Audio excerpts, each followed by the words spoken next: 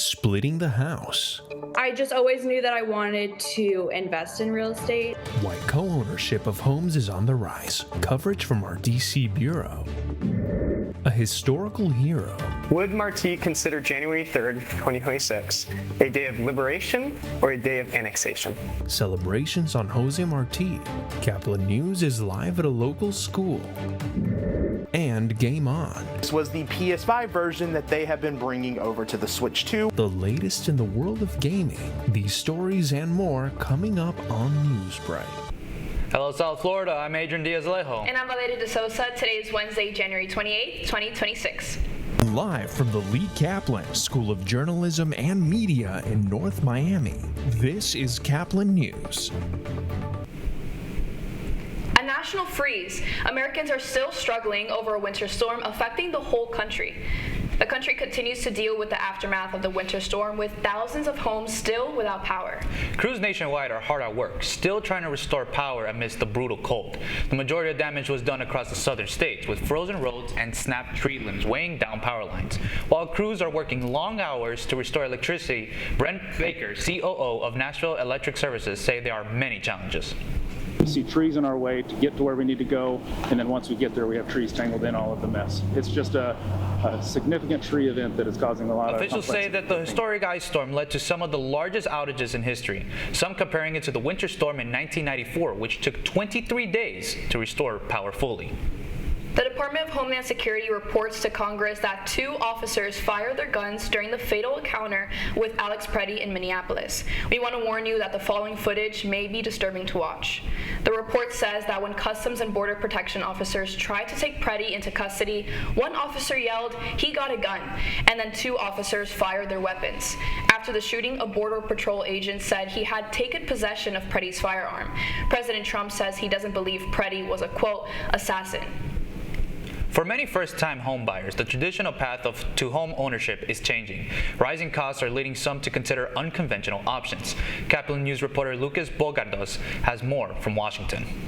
Shared home ownership isn't new, but who's doing it is. As prices surge, more and more first-time buyers are turning to friends to afford a home. According to the National Association of Realtors, home prices have risen 56% since early 2020. At the same time, first-time buyers now make up just 21% of the market, with the median age of a first-time buyer climbing to 40 years old. For Jacqueline Cusimano and Cameron Moody, buying a home in Florida together was a way to stop spending money on rent and start investing in their future. I just always knew that I wanted to invest in real estate and buy real estate. So it influenced me to just buy a little bit sooner, I guess. And our rent was just very expensive for a small amount of space that we had. That kind of added to our decision as well. Cameron and Jacqueline didn't realize it at the time, but their decision mirrors a broader shift. Several housing industry reports found that about 15% of home buyers purchased a home with a friend or relative who was not a spouse or partner. The process did, however, come with its challenges, from getting approved for a mortgage to having difficult conversations about how costs are split, what happens if one person wants to move, or if one of them is unable to pay their share. Just deal with that situation when it comes up. Like, there's no 100% certainty that something wouldn't happen. And I don't know, you guys both have a stake in it, so yeah, you don't want to screw each other over. Exactly. You just have to weigh the bad with the good. Co-ownership can work, but experts say it requires planning. Friends don't have built-in legal protections, making written agreements and clear plans essential. Reporting from Washington, D.C., I'm Lucas Bogardos, Caplin News. Jose Marti is a name synonymous with Cuban independence. More than a century later, his words and ideas still shape Cuba's national identity. Caplin News reporter Valentina Gaspari is live from North Miami with celebrations taking place at a local high school. Good morning, Valentina. ensuring that Yes, good morning, Adrian and Valeria. I'm currently standing at Mass Academy at FIU, where students here are listening into the second annual Jose Marti celebration that's currently taking place. They're listening to their principal with the introduction remarks, and we have some students that prepared essays speaking about Jose Marti, his lifetime, his legacy as a prominent figure in Cuba's history. And yesterday, some Mass Academy students went to FIU to present a little forum where they spoke highly about Jose Marti and his legacy as, again, a central figure in Cuba's history.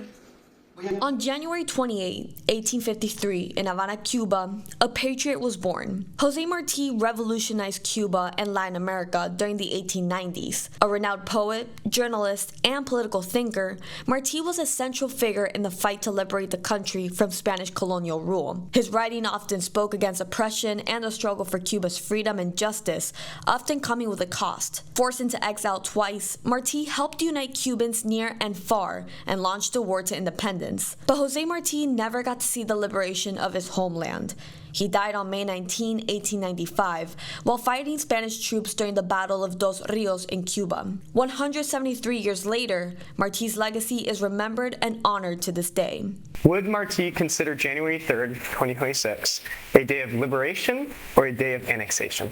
On Tuesday, students at Mass Academy at FIU held a panel examining what Jose Marti might think about recent U.S. actions towards Venezuela, including the capture of Venezuelan leader Nicolás Maduro. One student served as moderator, introducing classmates who presented differing analytical views focused on anti-tyranny. Dictatorship is the worst, horrible crime that could happen. The biggest crime that one can commit is remaining silent.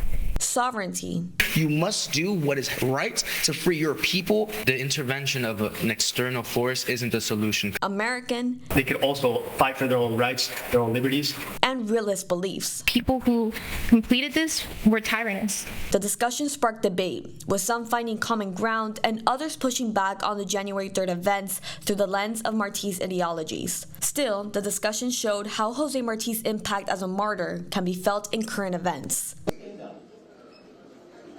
And here, the students are currently about to start a presentation about Jose Marti and everything they learned as they're in school here at Mass Academy at FIU. Again, this is the second annual Jose Marti event celebration. Live in North Miami, I'm Valentina Gaspari, Caplin News. And Valentina, how are the students taking part in the school's presentation? So most of the students here have essay contests that they're participating in about Jose Marti. They also have some skits we've been hearing about, some performances that are going to happen anytime now.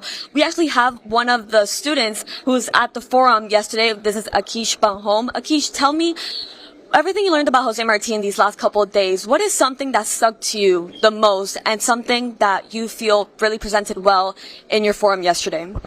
So I will say that one thing I learned the most about Jose Marti was that he is someone who really did fight for his people. He did believe in making sure his people were free and represented no matter what. And the way that he did that was not only by taking the help that the U.S. gave, although he considered them a monster of some sort because it is one form of tyranny, he did also believe that to benefit his country, his people had to fight together. And so you could see him as some sort of like a unity main focus. That's what he really wanted, was to really unite his people against other forms of tyranny, because one of his favorite quotes was that a house divided among itself cannot stand. And what he meant was that if we don't for ourselves, at the end of the day, we will never truly be free, because changing masters isn't true freedom. It's just having temporarily gratitude and freedom, and then it goes to tyranny again. And that's what Jose Marti really fought for, and that's what stuck with me. With if I ever see, the one thing I really do learn from Jose Marti was that if I ever see something wrong happening, it's up to me or anyone else to really stand up and fight for what's right, whether it's by uniting the students to really fight for it or talk to adults or anything else, because at the end of the day, nothing will change unless we change ourselves first.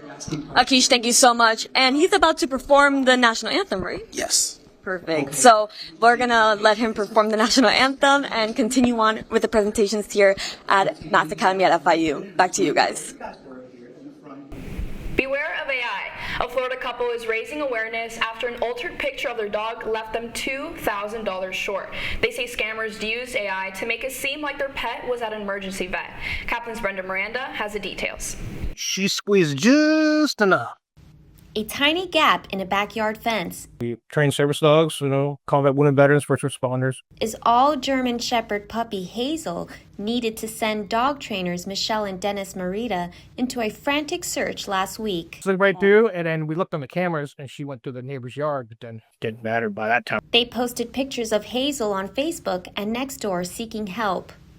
Later that night, they got a call from someone claiming to be St. Pete police. The person claimed a car hit Hazel, and she was in the hospital, needing surgery. Location for the incident where she supposedly got hit. Which was very close to here. Yeah. Then the man sent the couple their picture. In their desperation, they thought it was her and sent $1,900 through the banking app Zelle. So it all sounded legit, and that's where I was like, okay, then can we come see her? And we're like, oh yeah, 9:30 in the morning. When they went to get her the next day, Hazel was back, sitting in their golf cart. That's when they knew they were scammed. How do I do this? I'm a professional, Now they hope others learn from their mistake, considering the scammers weren't caught and are now using AI photos to dupe people in distress. It kept eating me. I was like, I believe everything happens for a reason, and this could be the reason right here. And this is where the fun begins, because visitors from a galaxy far, far away were at the Amaran Bank Arena watching the Panthers on Star Wars Night. That's right, and that's still ahead, and so is the story. This was the PS5 version that they have been bringing over to the Switch 2. A look into what's new in the gaming world. Newsbreak will be back in 2 minutes.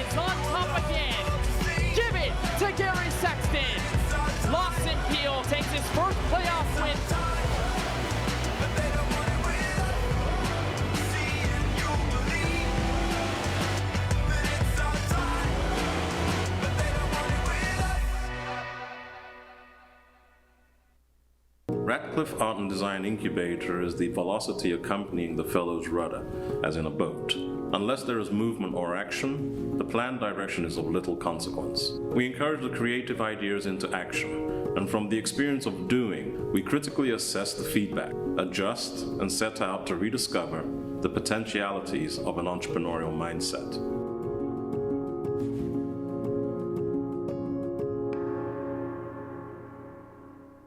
STEM is precise, no margin for error. Dare to forget that. Dare to have fun with it. Get weird with it. Dare to send those old STEM theories flying past the neighbor's house into outer space. Dare to program something internet-breaking, record-breaking. Dare to blow their minds. Dare to learn the difference between sedimentary and metamorphic rock. Go find those rocks. Dare to keep daring. Dare to STEM. Check out She Can STEM to get started.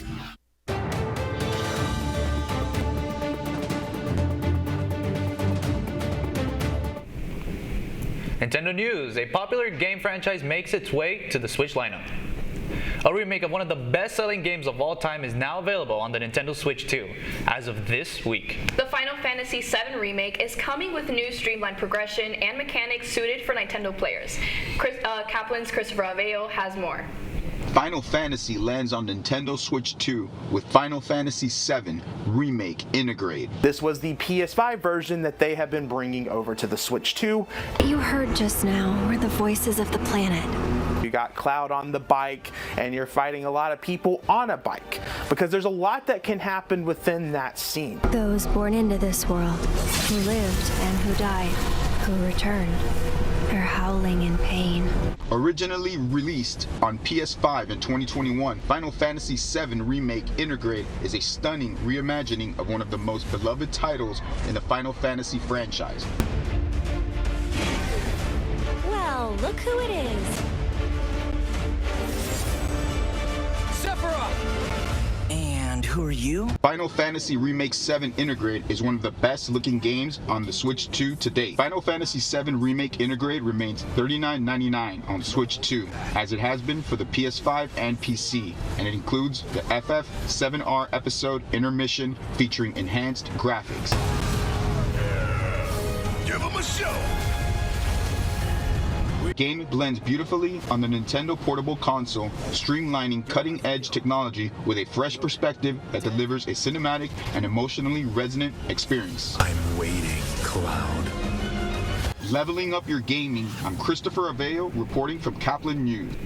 Despite support from the galaxy far, far away with various Star Wars characters appearing at the MRM Bank Arena, it was a tough game at home for the Florida Panthers against the Utah Mammoths last night.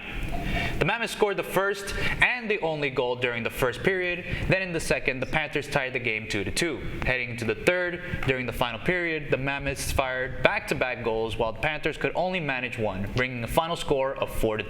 The Panthers hit the road to face the St. Louis Blues tomorrow night at 8 p.m. Well, that's all the time we have for Newsbreak. I'm Valeria De Sosa. And I'm Adrian Diaz-Lejo. Get more news anytime at caplinnews.fiu.edu.